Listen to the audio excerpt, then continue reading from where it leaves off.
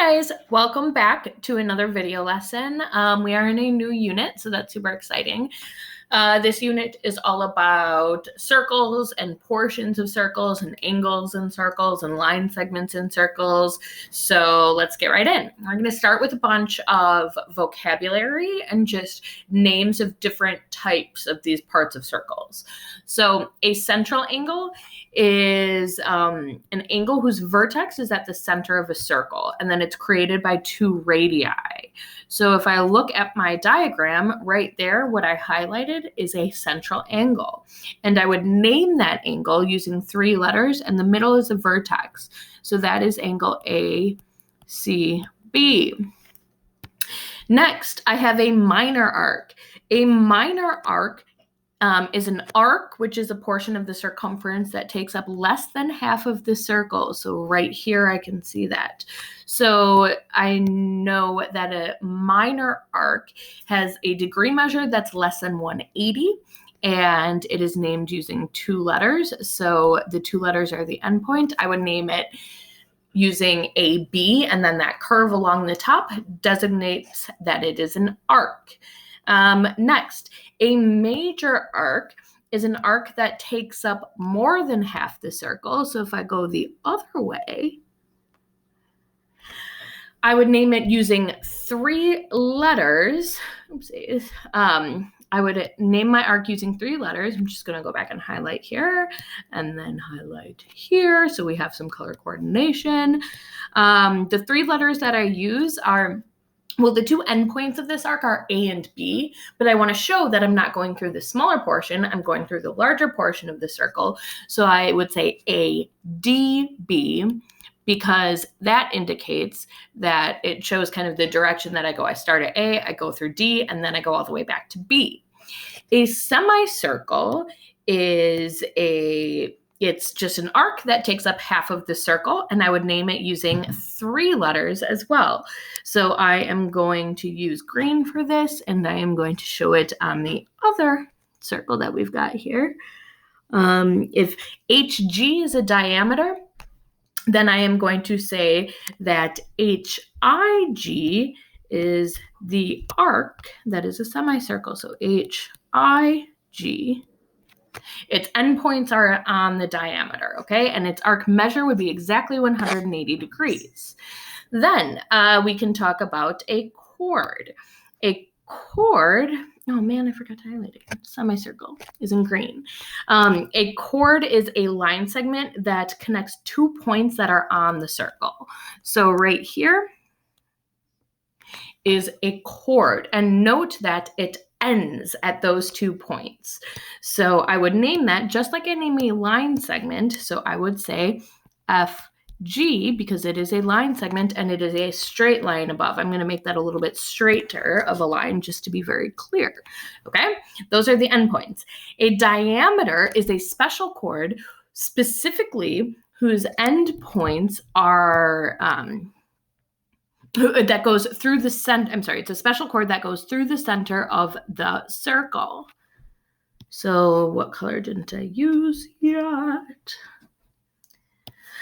Let's use this guy right here. Okay, so a diameter is a special chord that goes through the center of a circle, and I would name it again by using two letters that are the endpoints, and those endpoints are HG.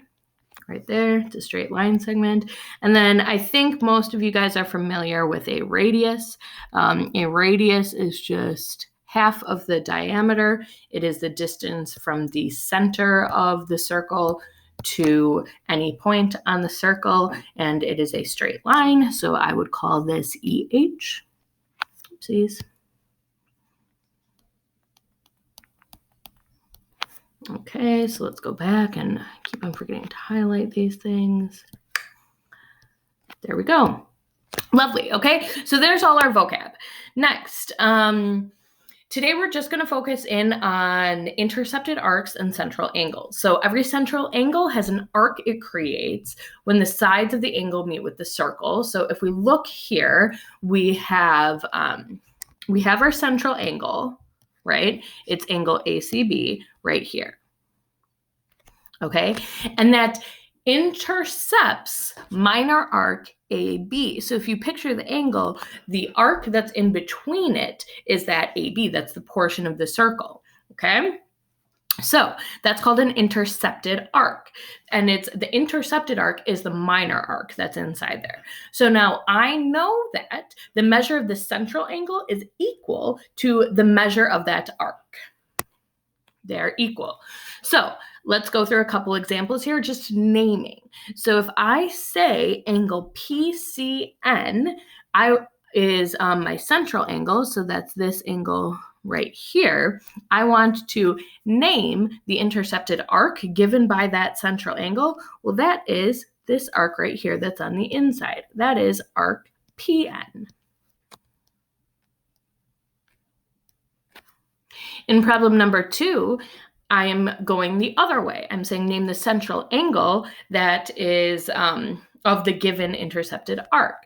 So I am given the intercepted arc QR. Well, which central angle goes along with that? That would be QCR or RCQ. Either one is fine. So I'm going to say this is an angle QCR. Okay, so make sure you're using proper notation. Pause the video right now. Do letter B for number 1 and 2.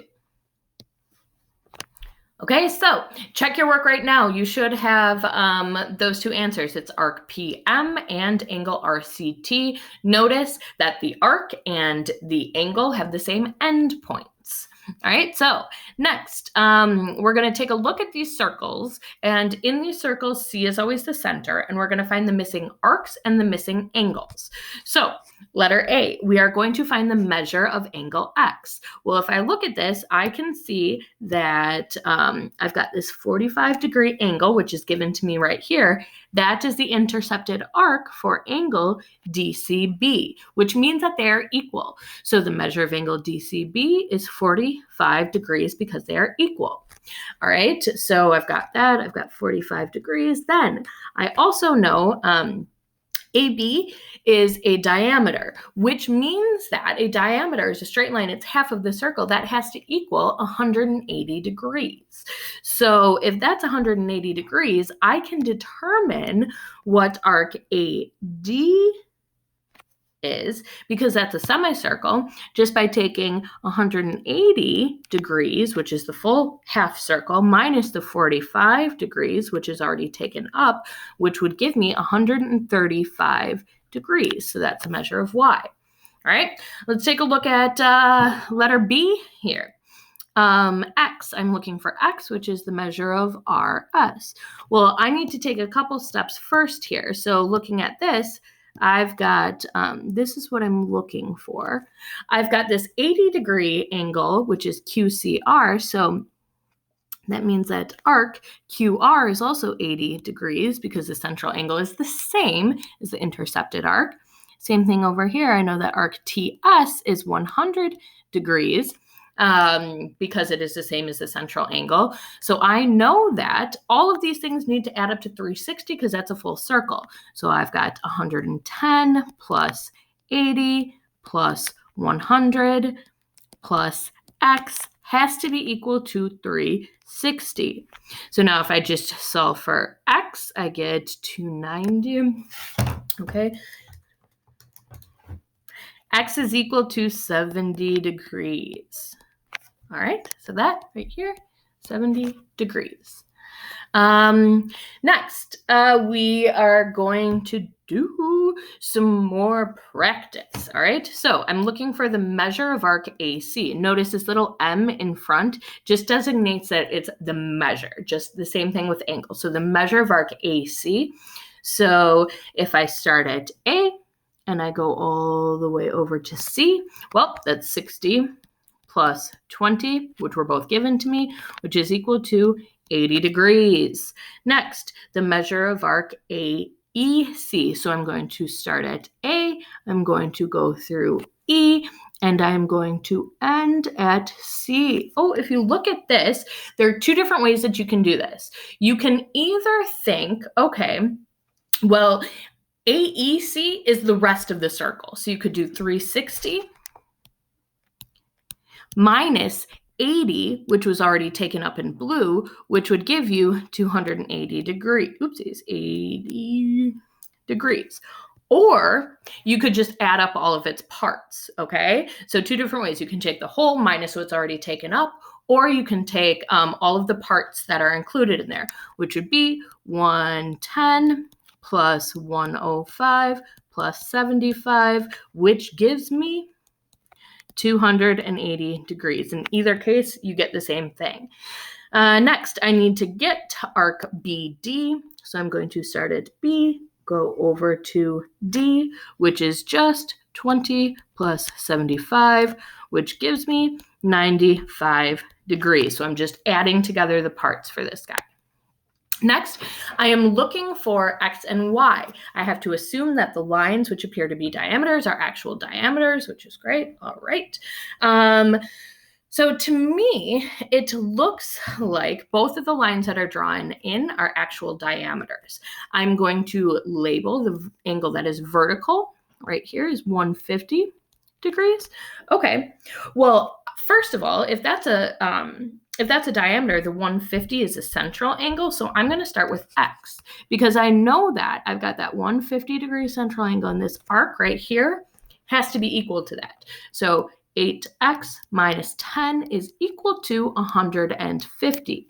Just solving algebraically for x, 8x is equal to 160. X is equal to 20. Okay, so if X is equal to 20, not so bad, pretty easy, right? I can do this. If X is equal to 120, then I can take that and put it into this expression over here.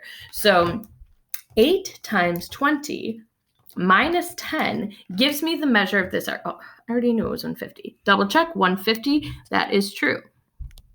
Okay, so that's 150 degrees.